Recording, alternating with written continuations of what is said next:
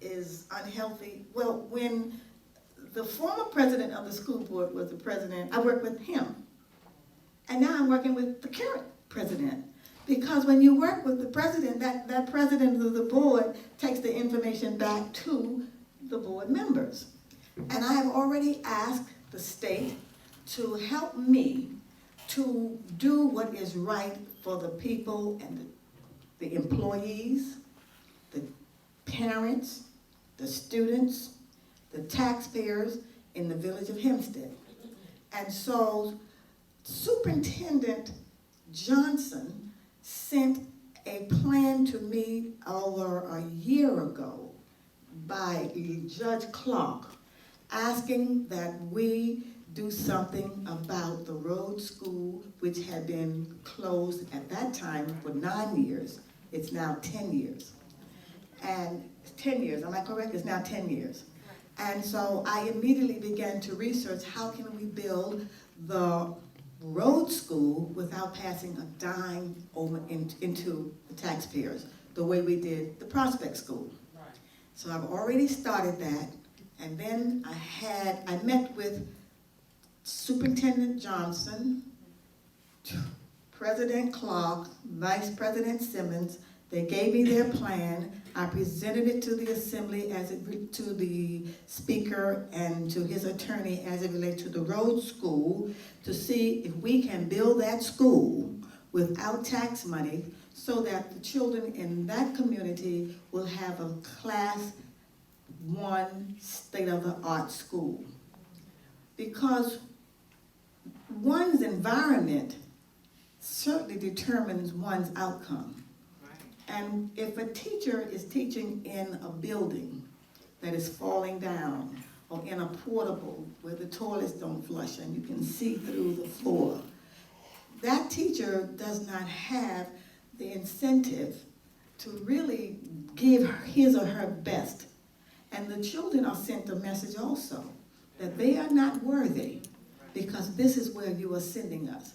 So I've already started the process so that by the end of session, June 19th, 2013, I hope to have enough money to begin June 19th of 2004. What year is this?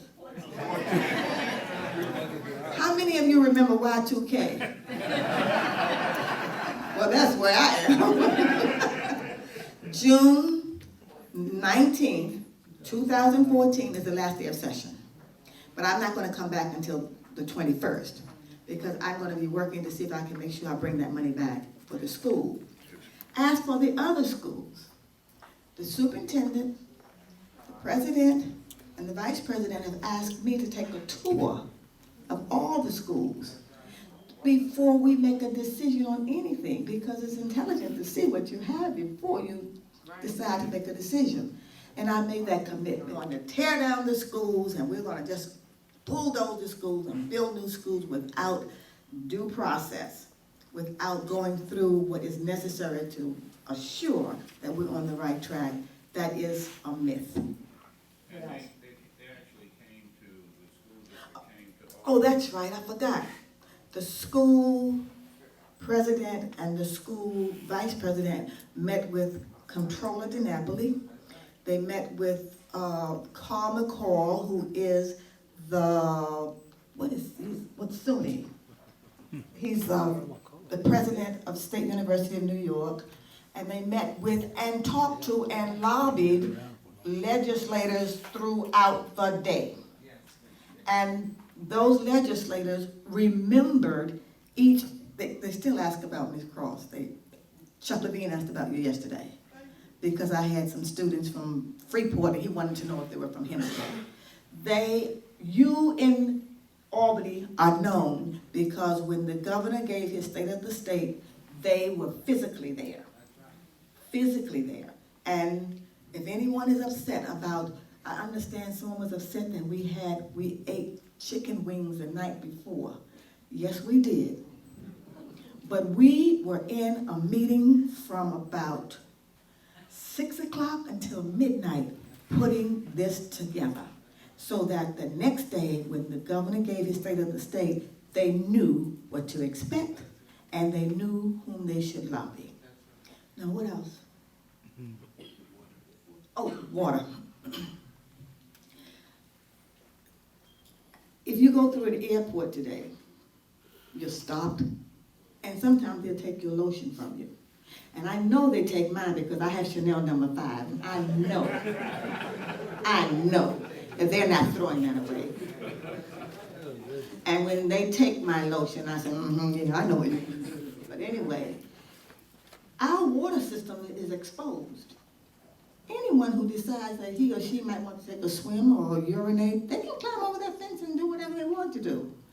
So the mayor is in the process of working with Judge Clark to develop a plan, because I have to have a plan before I go into a meeting, because we want to, I believe you want to do an entirely new system, a new water system from the ground up, to make sure it is inaccessible except to the personnel for whom it should be accessible, to protect us with our water.